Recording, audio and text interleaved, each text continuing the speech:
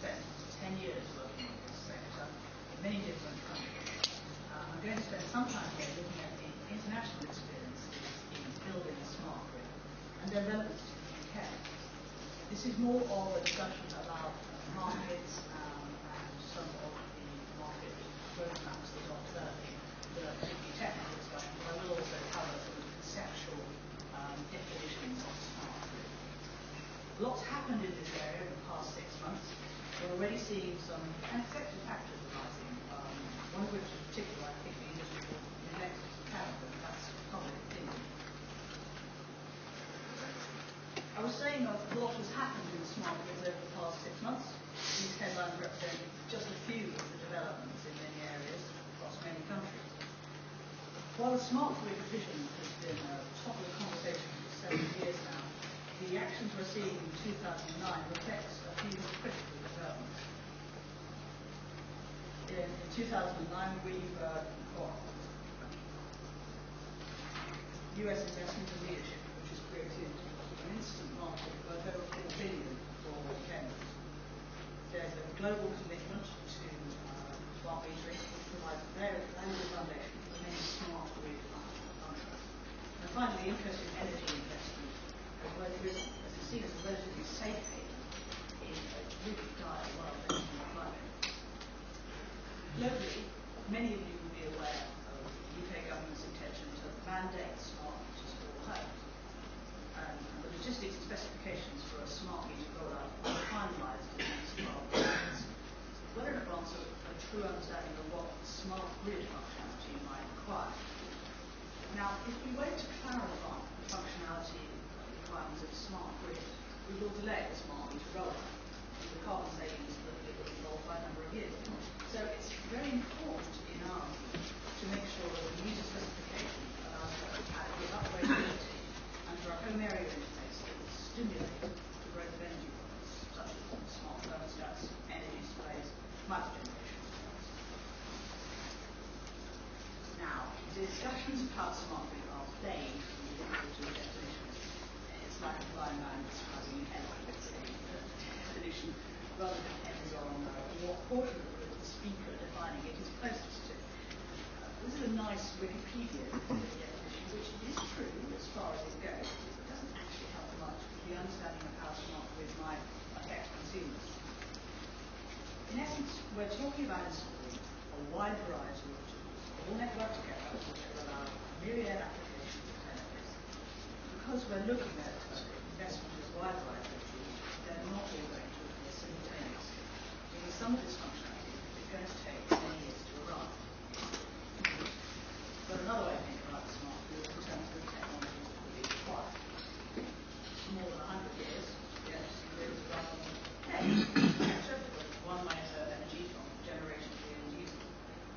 Smart grids will also incrementally change this architecture, enabling sensing, communications and controls in areas where it's been lacking. Distribution network on the home side of the meter, which is principal examples. This infrastructure grows, it's likely to enable new benefits, possibly new income from home energy products. And the positive synergy between the smart grid and these products should expand these markets considerably. Well, what are the tools for the job? Firstly, smart meters, which obviously I have a special interest. By this I mean true smart meters with two-way communication capabilities. Gas, water, electricity. Because these provide a condition for understanding the energy status of individual households, they're vital for forecasting and control of smart grid, as well as obviously auditing payments and services. So they're absolutely crucial part of the smart grid vision. Looking at the distribution network, Barry's given us some brilliant examples of the sort of intelligent electronic devices, digital relays, power line buses, transformers and the like, which can be built into substation power lines and distribution network to predict and control certain functions, such as energy resistance. Obviously, all of these tools require a communications use which is reliable and secure. There are a multitude of different solutions in this area. There's a bit of a fun fight, in all honesty, many of which are different capability at various points within the network. of course, on top of that, communications and encryption that very much need to be addressed here, which is an issue of rising priority in smart development. Delivering useful information from the vast amount of data that is proposed, again, very touched on, and now all of managing the change in data that smart things alone can generate. We require advanced control software systems, distributed and centralized. This is an area of substantial growth. Finally, on the other side of the smart meter is a household itself, opportunities to mirror developments in the smart grid with functionality and control that give consumers the option to consume development and participate as much or as little as they want. Well, all this technology is all very lovely, but what does it actually do for you as a TSO or as a consumer? These building blocks should create a grid that's very robust, very efficient, able to operate customers taking an active role in energy management. Here are some features of the smart grid based on the US DOE approach, along with examples of the benefits that they offer. These are, I've really a really broad brush approach to laying out these benefits, and obviously different markets have different requirements and benefits will vary from market to market. Red benefits obviously to consumers, blue ones to utilities. I won't go through them all, but to take a couple of examples, a self-healing grid uses some of the distribution networks that we've been talking about to identify, isolate, fix localized problems with little or no human intervention. For example, continuous predictive analysis to detect existing or future problems, initiate severe corrective action, or possibly optimize restoration exercises that yield fewer chances of repeated failure. Another feature of the smart grid is the ability to develop new products and services. For example, it offers an ideal platform for demand response patterns, which we've heard a little bit about today. Consumers are rewarded for keeping their consumption within certain limits at certain times of day. For utilities, these products and services offer a great way to differentiate themselves from the competitive market or fine-tune operations.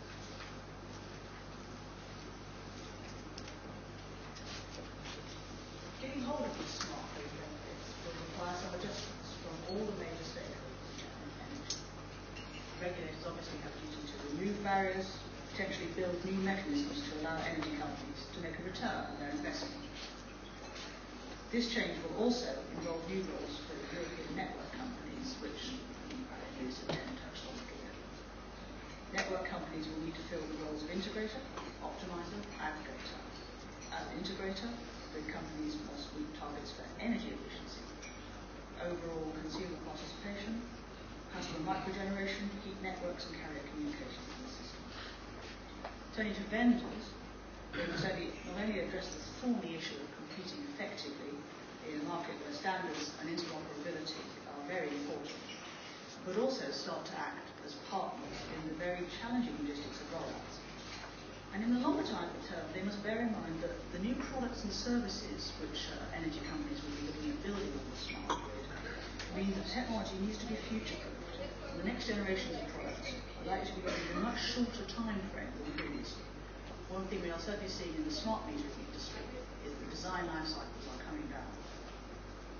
Finally, consumers may struggle to adjust to the fact that energy is no longer simply a commodity, but can be wrapped into products that are different depending on consumption quantities, patterns of consumption, payment arrangements, the degrees of control that you might want to hand over to a utility, and your ability to generate those. This last adjustment, I think, is probably one of the most challenging. We'll look at it in detail in a bit. So if we take this task list and apply it to different markets across the world, what do we see? The US market is rightly seen as a leading light in the development of the smart grid, and there's a frenetic level of activity out there. However, some stakeholders are moving faster than others. I can't fault the Obama administrations for lack of ambition.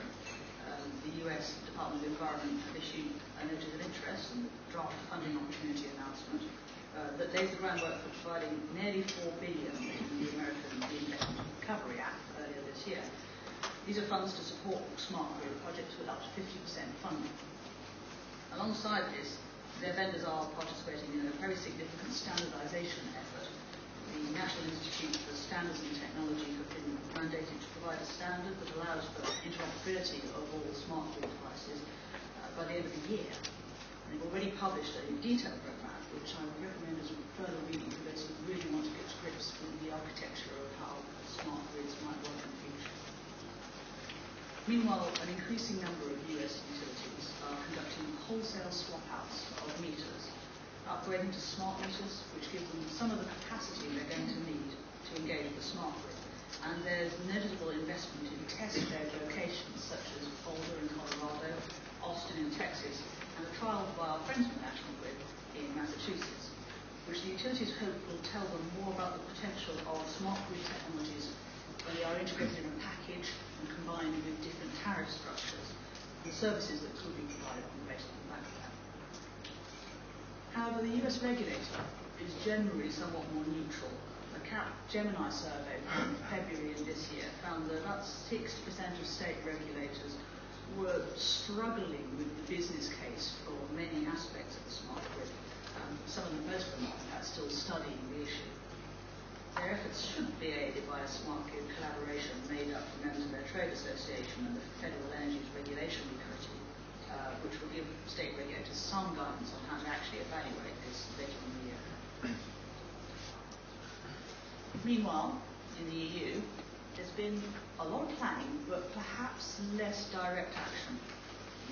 As we've heard, the European energy policy has set ambitious targets for 2020, and this 2020 initiative has intensified discussion, research and investment in the modernisation and interconnection of the continent's grid.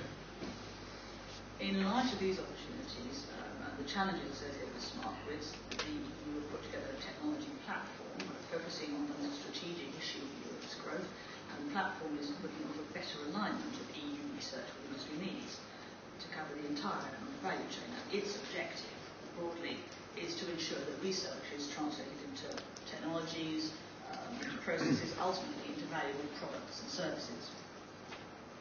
To do this, the programme has specifically brought together key EU stakeholders, published a smart grid vision document, a strategic research agenda, and now a strategic deployment document, which was published at the beginning of this week, and again is quite interesting reading if you want to know more about the roadmap for smart grid in Europe. It includes a very clear roadmap and some of the following key messages. Demonstration projects they see as being key to progress, both to de-risk technology and to build a business case. And I would add, I think that is very important. Experience from the US is suggesting that a smart grid is more than just the individual devices. You need to trial a number of devices together with the proposed service in order to build your business case. Demand side, in other words, consumers, must be encouraged to get involved for it to be successful. Governments and regulators must help address the framework issues, both at the local level and, of course, Europe, pan-European issues such as open energy trade. Smart grids are critical to sustainability targets, security of supply policy goals, and it's crucial to motivate network companies and stakeholders to encourage innovation, both now and over the 2050 vision. The document is based on this policy, on the EU policy of two timeframes, 2020 2050, meaning deployment and research will be required in parallel. Yet actual deployments of trialling smart grid technologies are rather thin on the ground in Europe. Amsterdam is announcing its intention of building a smart grid, but as yet this appears to be smart meters only with some home energy devices built in. So I await with interest developments of test beds in Europe for true smart grid functionality. However, many European countries and network operators have been taking significant steps towards a smart grid because smart meters in particular are being piloted and mandated in many countries, including the UK, France, Ireland, Spain, Norway, and Netherlands. From these rollouts, network operators can at least begin building some of the business cases for the smart grid. Well, the continuing theme throughout this discussion has been the need to engage a very important consumer group, which is the consumer. They need to be engaged both ensure the market for diverse products actually succeeds in the long term, and also to legitimise the policy decisions to invest in smart grid. But if you do an analysis of the UK consumers' reaction to smart metering, at the moment the results aren't very promising. Ofgem have identified two groups of consumers, the eager and the concerned. And from a very unscientific poll I conducted earlier on this week, I can tell you the concerned outweigh the eager by a very large margin. These comments are taken from sponsors and news stories online. In the UK, the ratio of negative to positive comment is about 4 to 1. That's across a wide range of titles, from The Independent to the Daily Mail. I mean, I might have expected from the Daily Mail, but I'm disappointed in the Independent reading. In the US, there is a slightly more positive attitude. It's where most of the positive comments, to be honest, that I have up there have come from. But even on environmental blogs like Earth to Tech, there's a broadly sceptical attitude to smart grid technologies. So for the energy industry, and indeed for politicians, I would suggest there is a huge additional task, a communication task. We need to be smarter about how we present this idea to consumers. And smart meters, in particular, offer an excellent opportunity to persuade consumers that there are solutions that will allow them to reduce their carbon footprint, reduce their energy bills, and which are actually pretty easy for them to implement. Of course, not all consumers are going to want to get involved. But if the industry can use smart meters to educate a significant minority that they can participate in and make money from a closer relationship with the grid, then they will significantly widen their market and improve the business case, not to mention the case for the regulator. And to do that, we need to provide consumers with some concrete answers to their questions. Questions such as, why should I participate? How much control will my utility have? How does this affect my privacy? We need case studies and clear explanations of where the costs and benefits will fall. Effective word of mouth campaign. For many smart grid applications, we obviously don't have these yet, but for smart metering, we do. And if we struggle to build consumer acceptance in that market, then it will make development of an effective smart grid much more challenging. I mean that in the genuine sense of challenging, Jeremy, rather than we don't quite understand it. But as a final thought, here's what happens when you get all stakeholders in an industry actively interested. It is a widely positive thing that the energy industry at present bears a fairly marked resemblance to the telecommunications industry of the early to mid 1980s. Fairly monolithic providers selling a commoditized product with pretty simple billing and competition largely conducted on price. Of course, today's telecom industry features a much more complex market structure, highly targeted services, complex tariffs, and a very sophisticated approach to developing new market opportunities. And there are several lessons to learn from that transition. Firstly, data requirements are always underestimated. Communications backbone in particular is going to be a key challenge. Secondly, consumer expectations are unlimited, and security concerns in particular always exceed expectations. We neglect the security element in smart grid parallel. And finally, change is likely to be exponential. Now, smart metering has been discussed in the industry for, well, estimates vary, 10, 15, 20 years, say some of my older colleagues. And the smart grid vision has had widespread currency for perhaps 5 years and is approaching a similar level of acceptance, albeit not a similar level of actual implementation. From here on in, you can expect the development of new applications to accelerate. We're developing regulatory and technical solutions which are appropriately future